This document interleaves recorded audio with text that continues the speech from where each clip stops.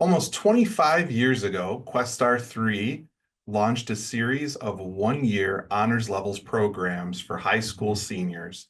Today, we offer 7 programs at 8 locations.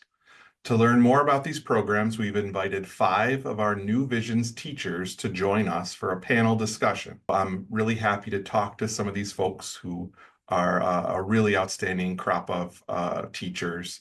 But please help me welcome Brian Frank from Scientific Research and World Health, Jennifer Kish from Pathways in Education, Michael Loomis from Business Finance and Marketing, Stephanie Loomis from our medical program in Hudson, and William Yarberry from STEM at RPI. Welcome, friends. Thank you for joining us. So to start, could you please tell us a little bit about yourself and your background? Let's start with you, Brian. Sure. Thanks, Jim. So I'm Dr. Brian Frank. I've been a working STEM professional for over 40 years. I spent the last 22 years as a researcher running a research group at the New York State Department of Environmental Conservation, studying air pollution. I've also done a fair amount of teaching, and one of the things that I did was to work with the New Vision Scientific Research and World Health program. You'll hear a lot today about how professionals come in and interact with our students. And I was one of those people for about 15 years. My old lab is actually right across the hall from my current classroom. So about 3 years ago, I retired from active research and began teaching this program. Thank you, Brian. And Jennifer?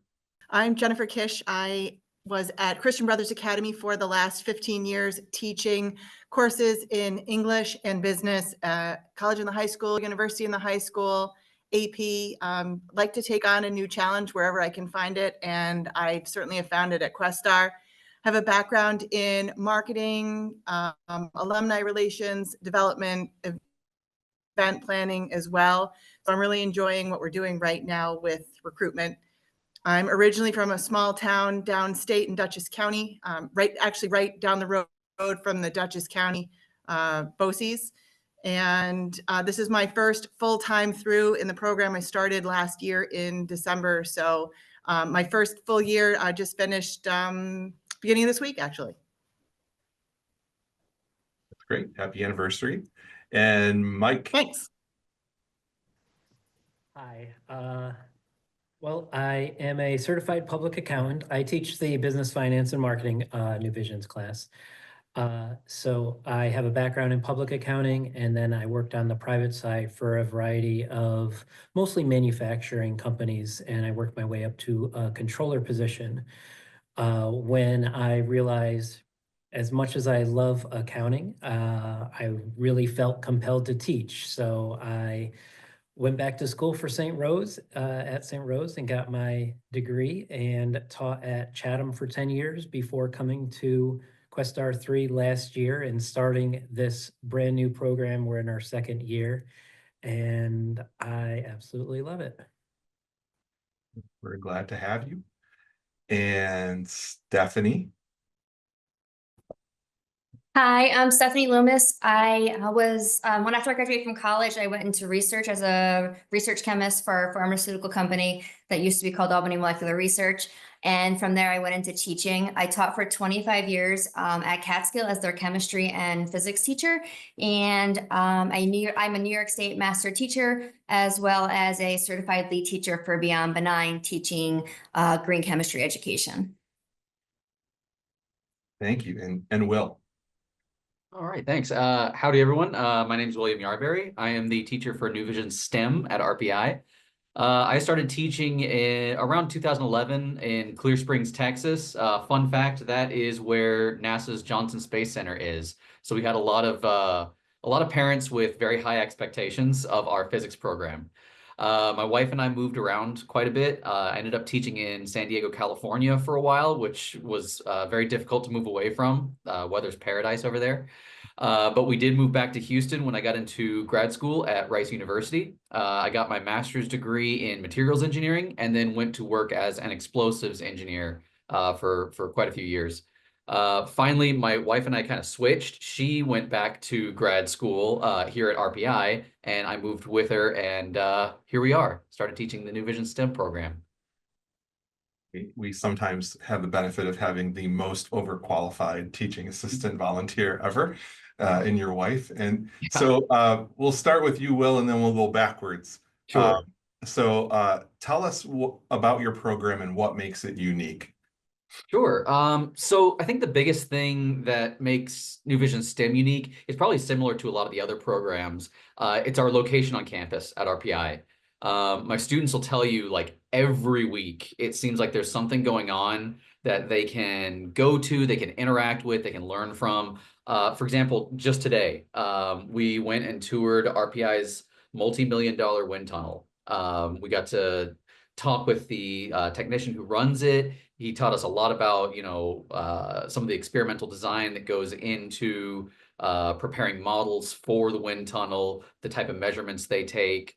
It was amazing. And then on our way out, the master's students in the materials engineering department were having their poster presentation. So probably about a dozen different master's students presenting their research. And so my students got to sit and they got to, ask them questions, really, really kind of get a glimpse into what it's like being in a, higher academic setting. The other big part of our class, this is something I take a lot of pride in, is our engineering projects.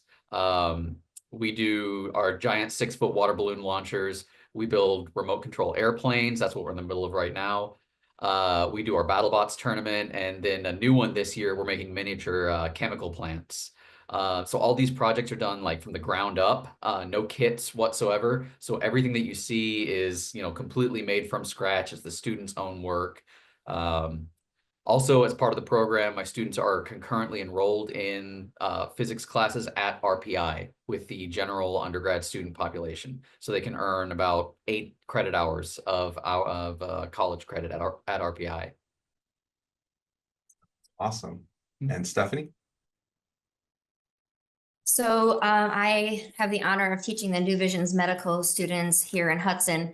And our students have the ability to go to Columbia Memorial Hospital and work and shadow alongside the doctors and nurses and techs in different departments at the hospital, and then come back to the college and take anatomy and physiology here at the college, and also work with the other programs at the college. Last week, we got to go over to the medical assisting program where the students got to learn how to take vitals and blood pressures and temperatures and height and weight. And then we're going to be learning more about their nursing program coming up here as well. And then we can tie all that together as they work on their individual projects. So we've done projects, disease projects, and we did grand rounds, and we do all these different projects that tie both what they're seeing in at the hospital with what they're doing in A&P, and it allows them to see all the different opportunities that they have available to them. And Stephanie, that was your program is unique in that it's actually a second section that came about because of the popularity of our first section, right? Correct. Yes. So there's 2 medical programs, and so we have the ability to have more students available to be able to come. And Mike, what's unique about your class? So unique in that a lot of our programs have the same background or basis where it's real life experiences with real life people in the industry that we're connecting with, whether it's projects or that apply what they're learning to what relates to in real life, or having people come in. I routinely have guest speakers come in from the business world.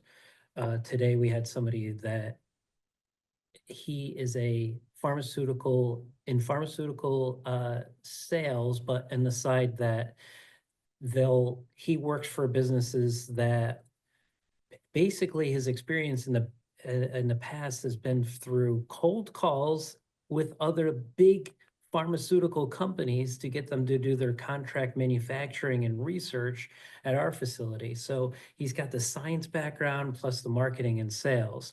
And another one that was a consultant, a business consultant, and he gets hired by these companies that are, on shaky ground and need to turn it around. And he has such a track record that he often would get hired as that consultant and then hired as their CEO for a couple of years, and before he ends up moving on to another endeavor.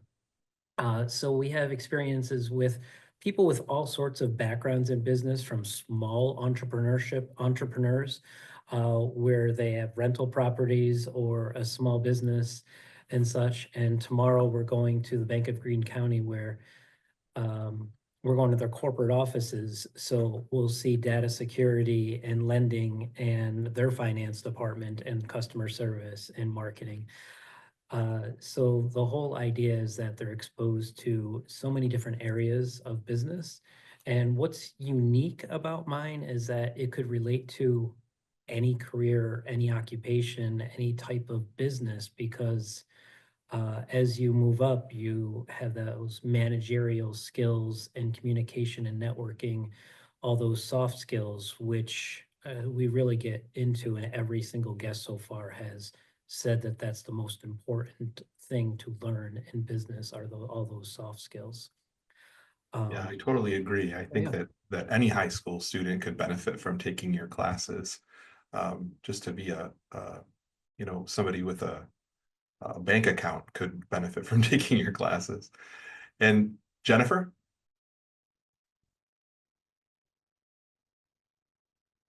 Get on the technology again. There we go. Honestly, I think the most unique thing about all of our programs is listening to what all of my colleagues are saying about how excited all of the instructors are about each of our programs and about each other's programs. And through this recruitment process this year, we've gotten a lot of opportunities to interact. I think that's done a lot for everybody. My program specifically with Pathways in Education, the most unique part about the program is that we have high school students who are going into actual classrooms and learning what it's like to be a teacher. Students who are pursuing a degree in education wouldn't have this experience until they were juniors or sometimes seniors in college. I personally have had the opportunity to work on some working groups with School of Education faculty and with the dean, and some of what we are doing in Pathways is helping influence some changes that they're looking to make in what they do in the intro to education courses at UAlbany because of this unique shadowing experience. So we have students who are in a classroom in their home district working with the teacher. Most of my students this year set up their own arrangements, which was fabulous, and it shows the initiative that our students have. And they're actually learning how to teach kids. They're learning classroom management, and they're making bonds with the teachers and the students and with the school district. And further, being within the School of Education at the University at Albany, I mean, the dean's office is upstairs and the faculty all have offices in the building. So we're able to interact with faculty members, have them come in as guest speakers. We're having Joanne who's coming in to talk to us about literacy. So what should students know at what age and what grade level, helping us with the New York State literacy standards, what those benchmarks are. So they're getting that real world experience before they even get into college. That's great. Yeah. And Brian? So just like the other programs, my students have regular contact with working professionals. A working scientist comes to our class every single week to talk about their work. So the students learn about leading edge research, but they also get exposed to a wide range of careers, really to kind of help them make those career decisions. Students complete a 1-year scientific research project on a topic of their own selection. They learn not just about scientific research, but also about a lot of those transferable skills that Mike was talking about. Through the program, students can earn 12 college credits. Those are through Albany College of Pharmacy and Health Sciences, which offers a scholarship to students from scientific research, through SUNY, which also offers a scholarship to students from scientific research, and also through the Russell Sage College. Can anyone describe what an ideal New Vision student is? So what traits would you have to be a successful New Vision student?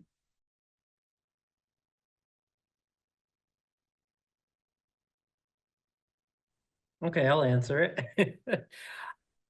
We really look for somebody that is motivated and mature, somebody that wants to learn and wants to grow, and they value their education. Sure, our different areas are specialized based on where they might want to go to college, and it's a college preparatory path, but doesn't matter which of our programs, the student, if they are motivated and interested and mature, if they're hard workers, they're probably going to do really well in whatever field that they're most interested in. So we encourage people to apply that they're looking for that something different that they can get a little bit more out of, and hopefully we can meet that objective for them. That's great. Yeah. Anything else, Jennifer? Yeah. I also think it's really important that students who come to our programs are good in all sorts of different situations. It's a big jump, it's a big transition coming from a traditional high school onto a college campus where there's a lot more freedom, a lot more decision making, figuring out how you're going to get yourself here every day, whether it's the bus or if you're driving yourself here or guide. And then all of our programs have some sort of field work. So sometimes it's figuring out that schedule. A lot of it's very independent. And I found that my students this year are real go-getters. They are problem solvers. If they get stuck on something, they will try to figure it out themselves first. And then if they need the help, then they come to me, and the suggestions I've given them, they've likely already tried. So it's that ability to really be that self-starter, to be very organized, keep a calendar, keep good notes. And that's where I really see the strengths of our students. I'm especially interested to hear from Will and Brian on this one, but Stephanie as well.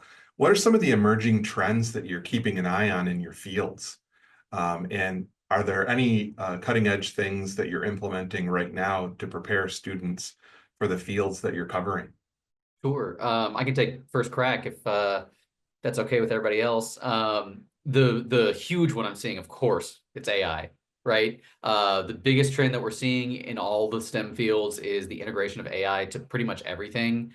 It's a weird combination of very exciting and very frustrating, because on the one hand, when AI is the right tool to use, it's incredibly powerful. It's making all sorts of new discoveries, things that people couldn't do on their own. But on the other hand, it's very trendy. And so we're seeing people apply AI either where it shouldn't be applied, or where, you know, it's really not applicable, or if it's dangerous at worst. So one thing I'm really pushing in my class is educating our students about like the inner workings of AI and what the appropriate use cases are. Last month we had an AI professor from RPI come in and give a presentation to the class about AI, what his research was in. We had some really good class discussions about what is the right case to use AI, what's not the right case to use AI, ethics around AI, things like that. I'm actually going to bridge off of that, and this might be a little bit of a surprising answer. I'm really sort of come from the analog age, so I'm probably the last generation to use slide rules. So something we really try to do in our class is combine using older approaches with newer digital tools. So often if we're doing something, we'll do it in a very analog way. We'll use paper, or we'll use Post-it notes, we'll use chessboards. to sort of figure out things, to understand how something works, and then we move to the digital tool. And I think that gives students sort of a deeper understanding of how these tools are working and what's really happening under the hood. And to what Will was speaking about, I think it helps them understand how to use them much more effectively. So we go a little bit retro to kind of get a perspective on using, new kinds of approaches like AI. Interesting. Bring back those slide rules and abacuses.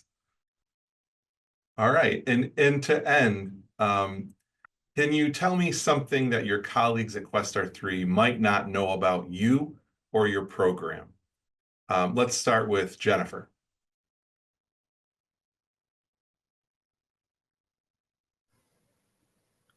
Well, as you can probably see behind me, I have a bunch of running race bibs and running medals, some earned, some participation trophies, I guess you could say. A couple years ago, it was 2022, and I was running a lot of races and said, hey, I can do 22 races in 2022. So this year I did 26 races in 2024. I've done a number of Ragnars, which are relay races in various parts of the country. None of this is a good idea. I don't necessarily recommend doing that many races in a year, but something I enjoy. The kids come in and they'll ask me, hey, Ms. Kish, did you have a race this week? And, good job. And it gives me something to connect with them on as well, and to show that I'm still out there and trying hard. But I guess that's something unique about me, or that I don't know how many of my colleagues know about that. But yeah, I'm a crazy runner.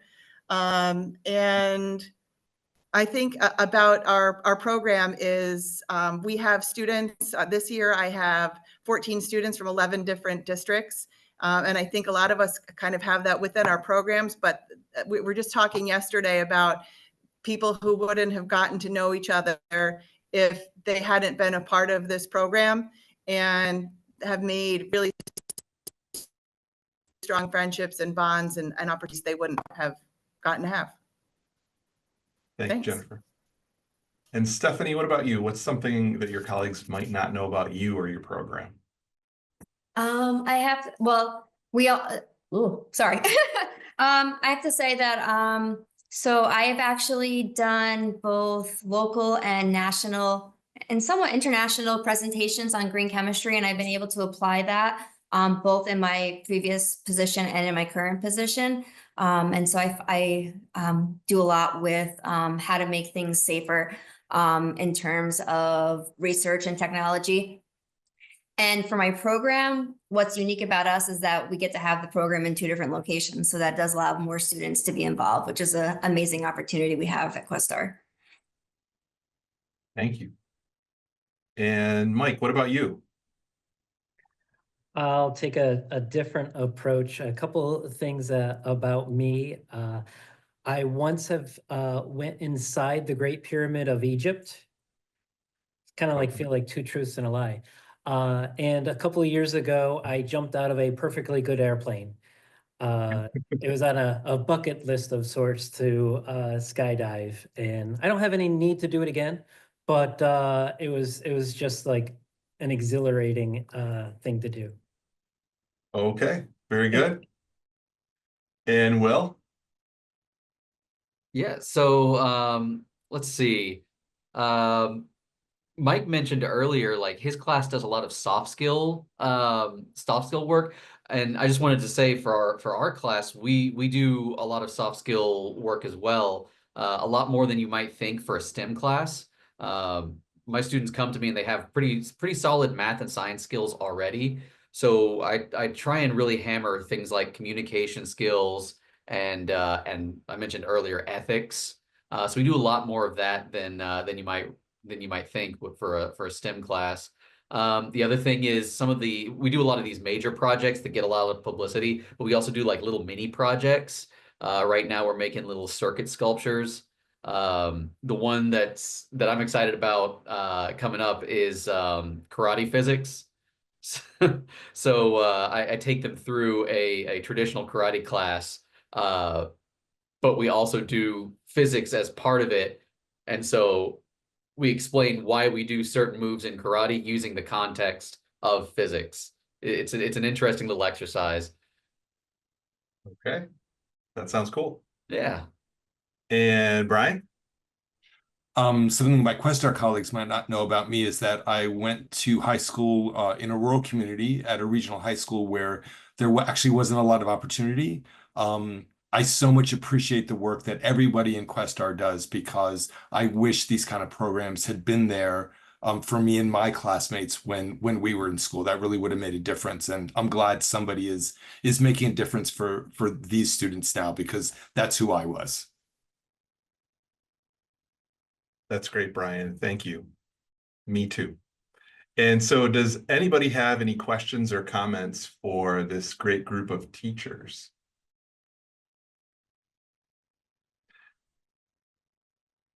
Joel commented that our New Visions program are top notch and our instructors are some of the most dedicated educators around. Truth. A fascinating group of educators. That's true too. So we have great New Visions programs, and I'm really proud to be associated with you folks in any way that I can be. So it's always a pleasure to talk with you, and I really appreciate your time. So thank you so much for being a part of our town hall. So thank you very much, guys.